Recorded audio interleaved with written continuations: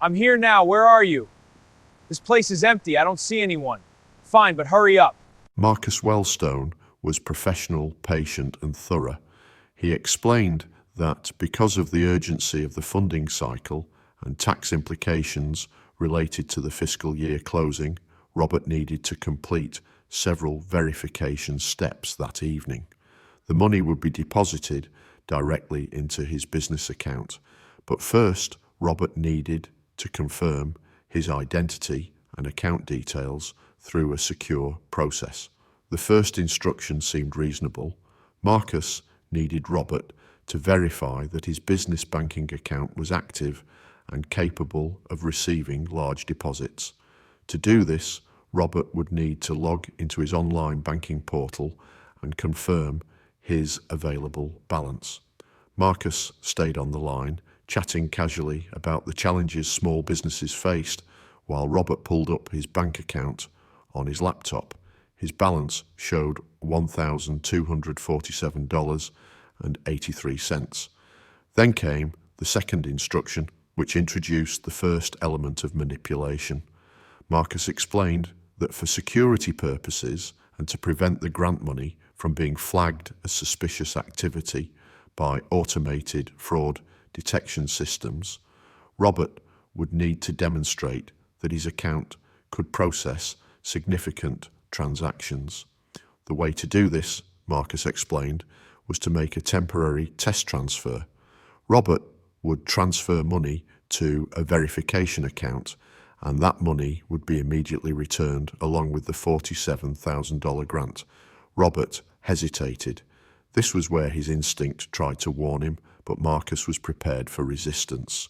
He explained that this was standard protocol for large government disbursements, mentioned federal regulation numbers, and offered to send official documentation via email. Within minutes, Robert received an email from what appeared to be a legitimate government domain, regionalbdf.gov.verification. The email contained official-looking letterhead, reference numbers, and detailed instructions. The psychological manipulation was layered and sophisticated. Marcus never pressured Robert. Instead, he expressed understanding about Robert's caution, praised him for being careful, and created the impression that Robert was in control of the decision. He mentioned other business owners in the area who had successfully received their grants earlier that week. He suggested that if Robert wasn't comfortable, they could reschedule, knowing that the mention of potentially losing this opportunity would trigger Robert's desperation. At 10:52 p.m., Robert made his first transfer, $1,200, to an account number Marcus provided. Marcus confirmed he could see the transaction processing on his end and assured Robert the money would be returned within 10 minutes along with the full grant amount. Discovery, the pattern reveals itself. 10 minutes passed, then 20. Marcus remained on the line, his tone still reassuring, but now he introduced a complication. There was a processing delay due to the size of the incoming grant, he explained. The verification system required a second confirmation transfer to override the security hold. This one needed to be larger, $5,000, to match the threshold parameters. Robert's anxiety was rising, but he was already committed. He had already sent $1,200. The sunk cost fallacy was working exactly as the criminals intended. If he stopped now, he would lose what he had already invested. Marcus sensed the hesitation and employed a technique that investigators would later identify as a core element of this operation, the introduction of an authority figure. Marcus conferenced in someone he introduced as Director Patricia Hammond from the Regional Business Development Fund's Oversight Committee. Patricia's voice was authoritative, mature, and carried the weight of institutional power. She apologized for the delay, explained the technical complications in language dense with jargon, and personally guaranteed that Robert's grant was approved and waiting. She referenced his restaurant by name, mentioned his community contributions, and thanked him for his patience during this unfortunate technical issue. At 11:23 p.m., Robert transferred an additional $5,000. This time he had to transfer it from his personal savings account because his business account didn't have sufficient funds. The security camera footage, timestamped 11:43 p.m., shows Robert in the bank parking lot because he had driven there in a state of increasing panic. Marcus and Patricia were still on the line, and they had delivered devastating news. The combined transfers had triggered a fraud alert in the verification system. The only way to release both the verification funds and the grant was for Robert to make an in-person cash deposit that would demonstrate he was the legitimate account holder and not a victim of identity theft attempting to steal his own grant money. This explanation made no logical sense, but Robert was no longer thinking clearly. He had now invested $6,200 and nearly 3 hours into this process. The psychological manipulation had created a tunnel vision where the only way forward was to follow instructions. Marcus told him that the nearest bank with 24-hour deposit capabilities was the Riverside Commerce Bank on Fletcher Street, where he could use the after-hours deposit ATM. The security footage from Riverside Commerce Bank would later become the critical evidence that helped investigators understand the full scope of this operation. The bank's external cameras captured Robert's movements in detail. 11:43 p.m. Robert arrives in the parking lot, still on his phone. He remains in his car for 4 minutes, appearing to be in an intense conversation. 11:47 p.m. Robert exits his vehicle and walks to the ATM vestibule. He is carrying his phone, wallet, and a manila envelope. The phone is pressed against his ear. 11:51 p.m. Robert approaches the ATM but does not use it. Instead, he appears to be following instructions on his phone. He walks to the after-hours deposit box located on the exterior wall of the bank. 11:54 p.m. Robert removes cash from the manila envelope. Bank records would later confirm he had withdrawn $8,000 from his personal savings account earlier that day, anticipating he might need cash for restaurant expenses. He counts the bills multiple times. 11:58 p.m. Robert fills out a deposit slip. The camera angle captures him writing, but not the specific details. He places the cash and deposit slip into a deposit envelope provided by the bank. 12:03 a.m. Robert stands at the deposit box holding the envelope. For 47 seconds, he does not move. This is the moment investigators would later observe where Robert's instinct was screaming at him that something was wrong. 12:04 a.m. Marcus or Patricia, the phone records would later show the call was still active, said something that overcame Robert's hesitation. He places the envelope into the deposit box. 12:05 a.m. Robert walks back to his car. He stands beside the driver's door, phone still pressed to his ear. He is nodding, appearing to receive confirmation or instructions. 12:09 a.m. Robert gets into his car but does not start the engine. He remains parked in the lot for another 18 minutes. 12:27 a.m. Robert exits his car abruptly, walks back to the ATM vestibule and appears to be attempting to access or examine the deposit box. This was the moment, family members later testified, when Robert realized he had been deceived. 12:31 a.m. Robert returns to his car and drives away from the bank. What the security footage didn't show was what happened during those 18 minutes Robert sat in his car after making the deposit. According to phone records, Marcus and Patricia remained on the line, assuring him that the deposit was processing and that he would see the full amount, his verification funds, plus the $47,000 grant in his account within 30 to 60 minutes. They thanked him for his patience, congratulated him on successfully completing the verification process, and finally ended the call at 12:26 a.m. When Robert checked his banking app 1 minute later, his blood ran cold. Not only had no deposit appeared, but his business account now showed a balance of $47.83. The $1,200 transfer he had made earlier had processed and cleared. The $5,000 transfer had also cleared. The $8,000 cash deposit would not post until the next business day, but even when it did, it wouldn't go to his account because he had filled out the deposit slip exactly as Marcus had instructed him, writing an account number that didn't belong to him. At 12:34 a.m., Robert called the number Marcus Wellston had called from. It went directly to a generic voicemail greeting with no identification. He called it 17 more times over the next hour. No answer. He tried to access the email that had been sent from regionalbdf.gov.verification, but the domain no longer resolved. The official-looking website he had briefly visited earlier in the evening was gone. Robert sat in his restaurant's parking lot until 3:15 a.m., unable to go home and face his wife.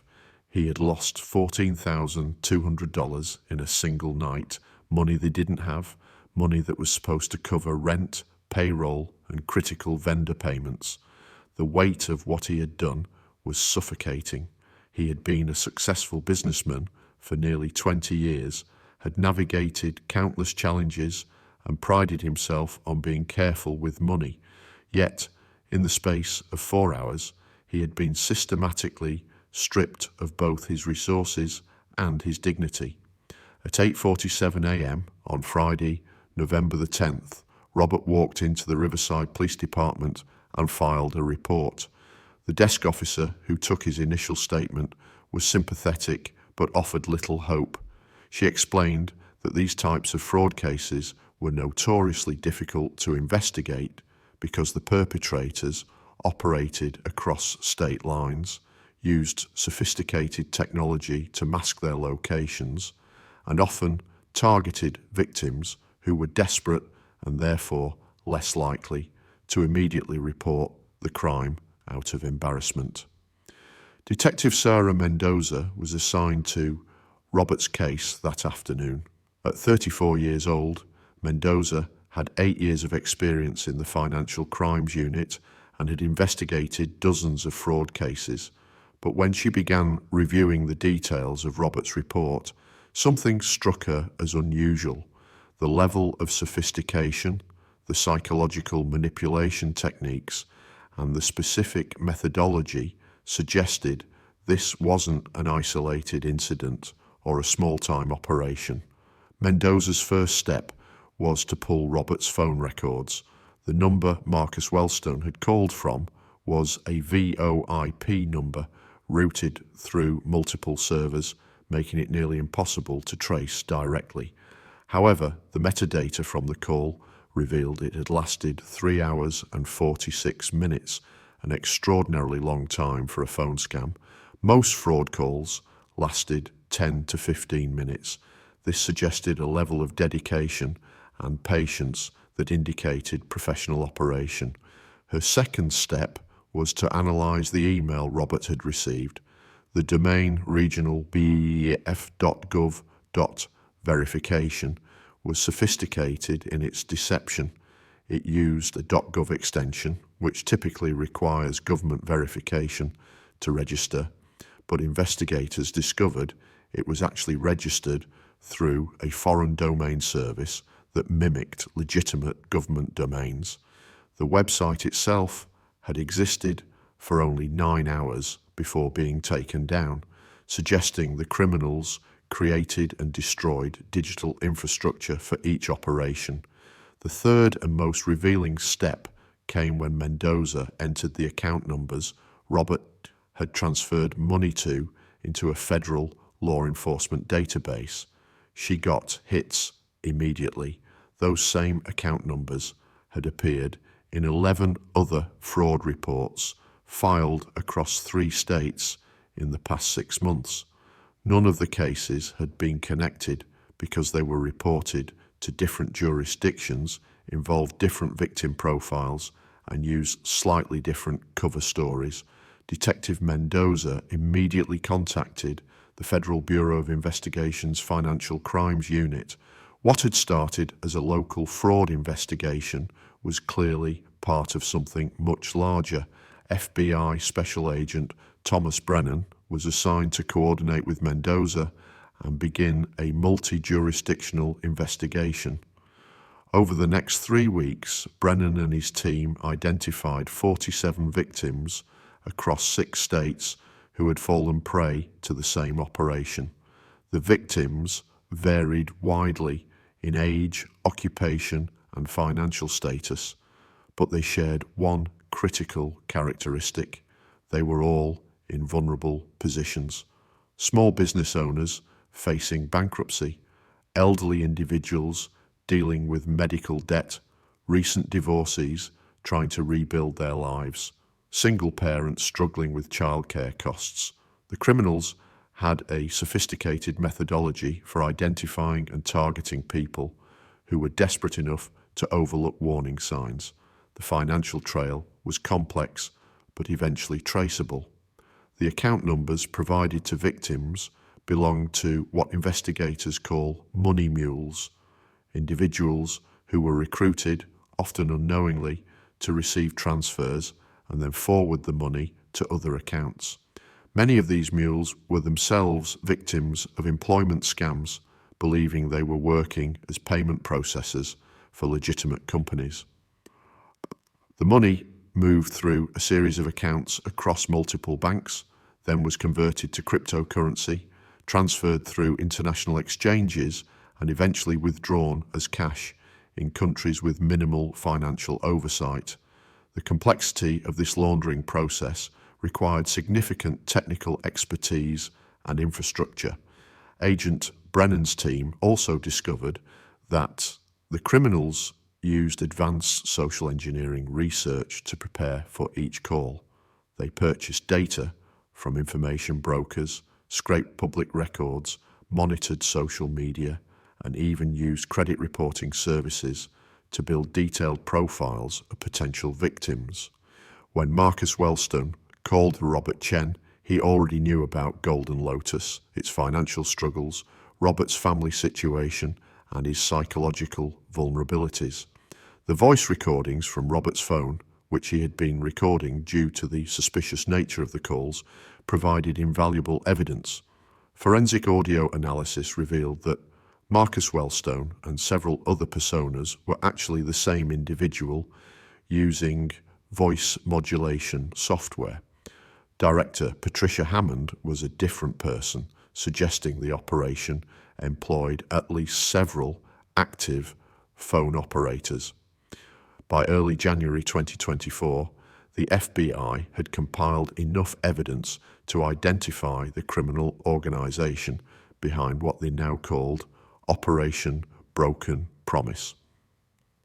The investigation revealed a sophisticated fraud network operating primarily out of 3 locations: a call center in Eastern Europe, a technical infrastructure hub in Southeast Asia, and a money laundering coordination center in South America.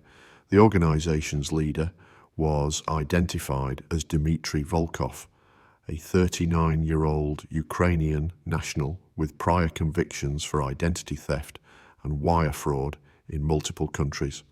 Volkov had assembled a team of approximately 35 individuals who worked in coordinated shifts to target victims in the United States, Canada, and the United Kingdom. Research team, 6 individuals who identified potential victims using data mining, social media monitoring, and purchased information from both legitimate data brokers and dark web sources.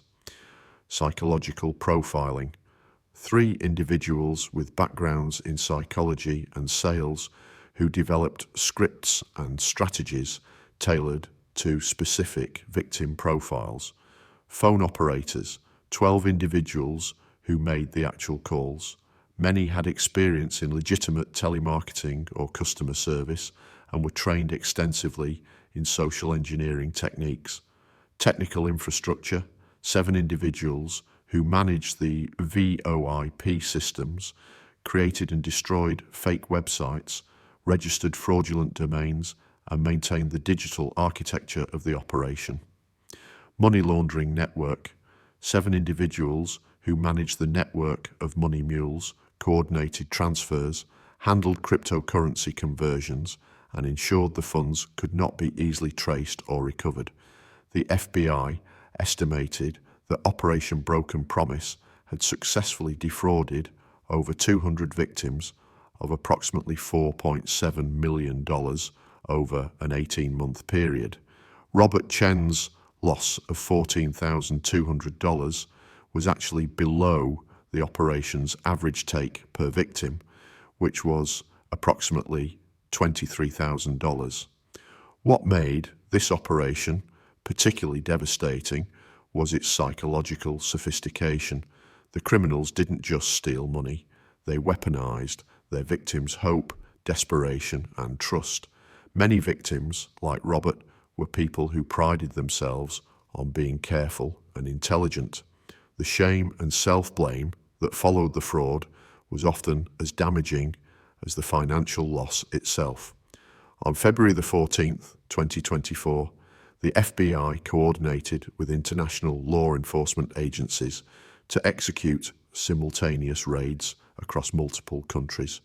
The operation involved agents from the FBI, Europol, Interpol, and national police forces in 4 countries.